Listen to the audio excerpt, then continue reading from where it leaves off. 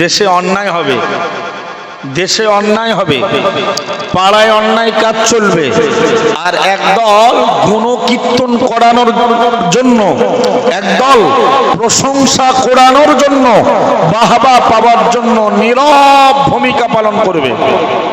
এই চরিত্রটা ভালো না খারাপ?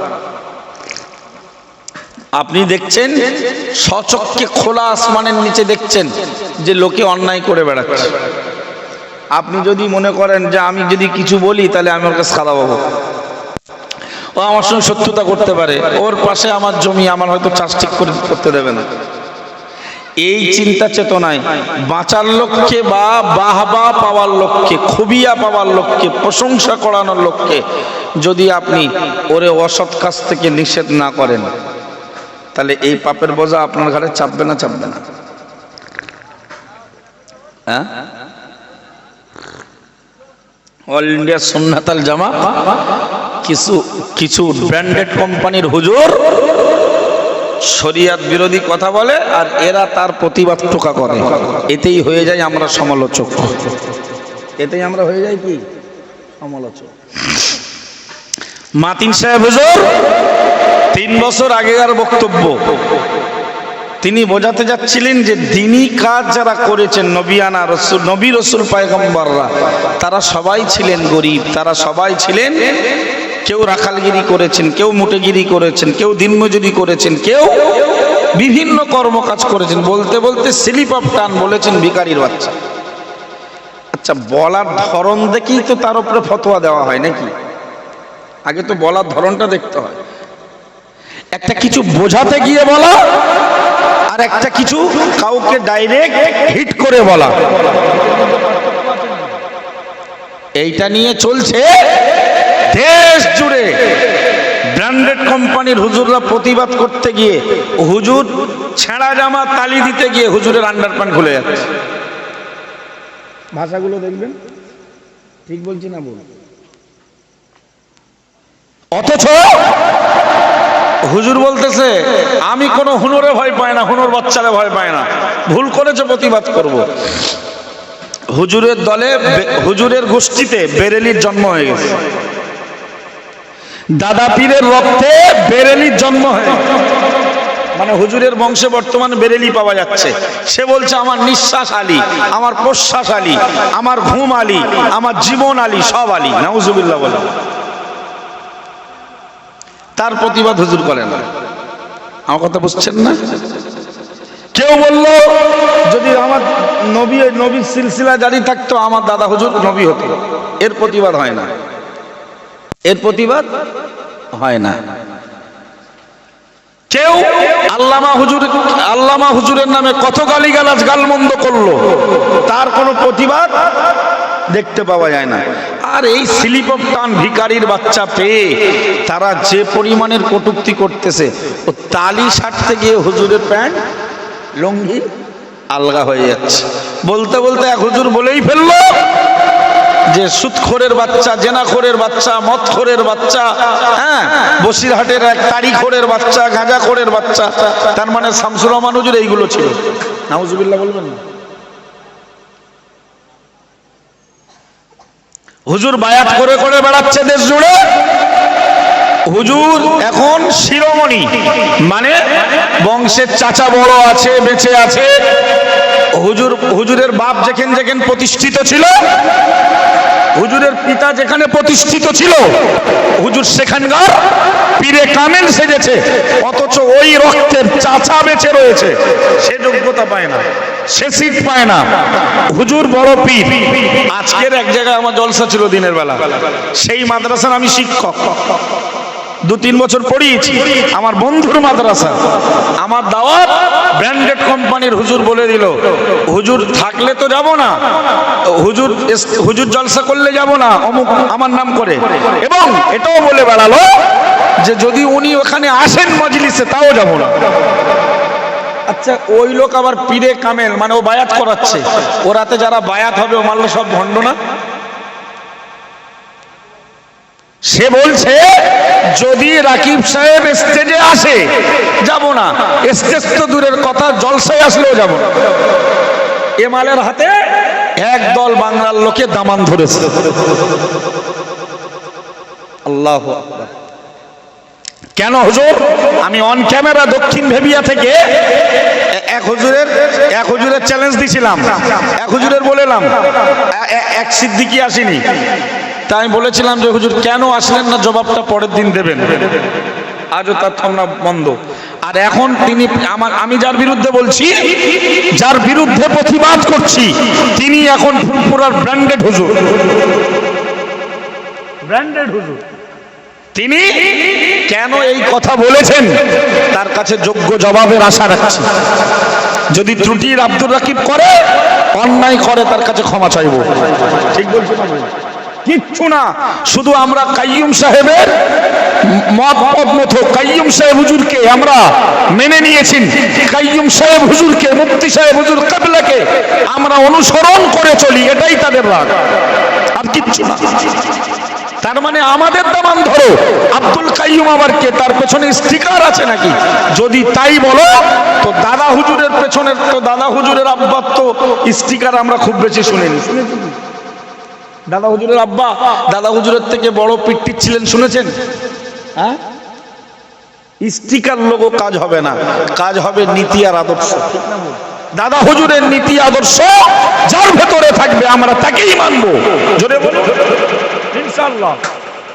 ভাই, মুফতি সাহেব হুজুরের জীবন যাত্রা, চলাফেরা, ওঠা বসা, লেনদেন, কথাবার্তা, জলসা জুলুস সব মাপকাঠিতে, সময়ের একদম তিনি প্রচুর গুরুত্ব দেন। খাওয়া দাওয়ার ব্যাপারে যথেষ্ট সজাগ। যে ব্র্যান্ডেড কোম্পানির হুজুর সারা দেশে বায়াত করে বেড়াচ্ছে, এ আসলে যাব না, সে আসলে যাব না, এতদিন নিরপেক্ষ ছিল, এই আজকের প্রথম। আমি যখনই শুনলাম, আমার বন্ধু ওই মাদ্রাসার পরিচালক, তো আমার বন্ধু যখন, রোহন্ডা মাদ্রাসা নামটাই বলে দিচ্ছি, আমার বন্ধু যখন আমারে বলল উনি খুব দুঃখিত, আমি বললাম নো টেনশন, আপনি ভাবুন আপনার বন্ধু আব্দুর রাকিবের আল্লাহ পাকের কাছে গ্রহণযোগ্যতা এসেছে। জোরে বলে, এই লোকটা নিরপেক্ষ ছিল, এই দরবারের থেকে নিরপেক্ষ ভূমিকা পালন করত। আজকে যখন লোকটা আমার ব্যাপারে বলেছেন যে রাকিবের মতো একটা, আমি তো একটা চুনোপুটি আলেম, আমি থাকলে সে আসবে না, তার মানেই মনে রাখুন মুফতি সাহেব হুজুরের মতো আমাকে আল্লাহ গ্রহণযোগ্যতার স্তরে নিয়ে যাচ্ছেন। জোরে বলুন ভাই, ওই হুজুরের কাছে অন ক্যামেরা আজকের আমি জবাব চাচ্ছি, কেন আপনি মানুষকে প্রতারণা দিলেন? সেই জায়গায় না হলে 80% লোক আমারে চেনে এবং জানে যে ও লোক ওয়াজ করেন এবং কালেকশন করেন। হাজারো লোক জিজ্ঞেস করেছে, হুজুর আপনি আজকে উঠলেন না, আপনি কই কথা বললেন না, এত লেট করলেন কেন? আমি গা ঢাকা দিয়েছিলাম যাতে মানুষের কাছে বিভ্রান্ত সৃষ্টি না হয়। আজকে সেই হুজুরকে বলবো, আপনি এই বিভ্রান্তের সূচনা করলেন, আপনি ওই মাদ্রাসা কেন্দ্রিক একটা কোরআনের প্রতিষ্ঠানের মাঝে আপনি যে বিভ্রান্ত সৃষ্টি করলেন, আপনি প্রতারণা দিলেন আমার ব্যাপারে।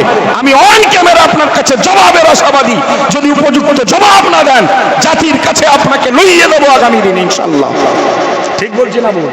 আর আপনি উপযুক্ত দলিল দিতে পারলে, কেন আসবেন না তার দলিল দিতে পারলে আশা করি আপনার কাছে ক্ষমা চেয়ে নেব। যুক্তি তার একটা হতে পারে, মুফতি সাহেব হুজুর কিবলা কোনদিন মরহুম মাতপুর সাইফুদ্দিন হুজুর কিবলা রহমাতুল্লাহ আলাইহিকে কথার মাধ্যমে তিনি বুড়ো ভাম বলেছিলেন, তবে হুজুরের স্লিপ অফ টাং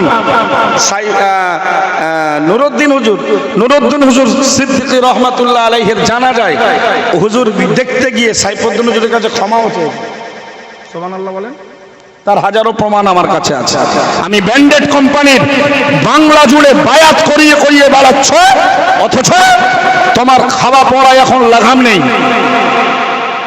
কোটিপতিদের সঙ্গে তোমার সংস্পর্শ, তুমি খাওয়া দাওয়ার লাগাম নেই, অথচ তুমি মাদ্রাসার কাছে জনগণের মাঝে এই যে বিভ্রান্ত সৃষ্টি করলে, এই যে মানুষের কাছে একজন মানুষকে নিচু করলে, এর জবাবের আশা আমি রাখছি আপনার কাছে। জবাব না দিতে পারলে তাহলে মনে করবো কাপুরুষ। আল্লাহ এই সমস্ত ফিতনা, এই সমস্ত ফিতনাবাজদের থেকে আল্লাহ আমাদেরকে অল ইন্ডিয়া সুন্নাত আল জামাত তথা অল ইন্ডিয়া সুন্নাত আল জামাতের মুহিব্বিনদেরকে আল্লাহ দাদা পীর কেবলার প্রকৃত সিলসিলার উপরে, দাদা পীর কেবলার প্রকৃত নীতি আর আদর্শের উপরে আল্লাহ আমাদেরকে টিকিয়ে রাখুক। বলুন আমি। ভাই আমি শেষ কথা বলছি। আজকের আমি জানি যে এটা এই মুন্সিবুল ভাইদের তার দাদুর সবরসনী, তার আব্বারা মনে হয় 5-6 ভাই, তাই না? তো তাদের অনেক চাচা ভাই, চাচতো ভাই সবাই আছে।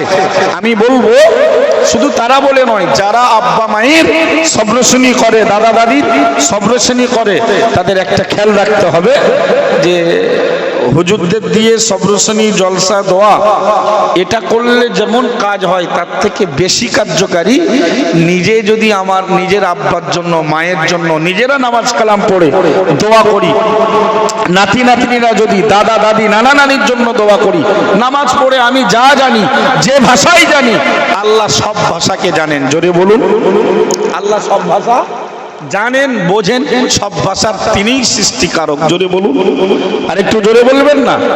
আপনি কোন ভাষায় বলবেন? আপনি বোবা, বোবা ভাষায় ইশারা করবেন। আরে বোবার ইশারা যদি বোবার মা বোঝে, তাহলে আমার আল্লাহ বোঝে না? সুবহানাল্লাহ বলুন। কিন্তু এই জন্য আমি অনুরোধ করব, যারা আব্বা মায়ের ইসালে সাফ করেন, আলহামদুলিল্লাহ ভালো, অনেক লোকে জড়ো হয়ে দোয়া করলে কার ওসিলায় আল্লাহ কবুল করে, ঠিক, কিন্তু সেটা তো বছরে একদিন হওয়া উচিত নয়, প্রতিদিন হওয়া উচিত না?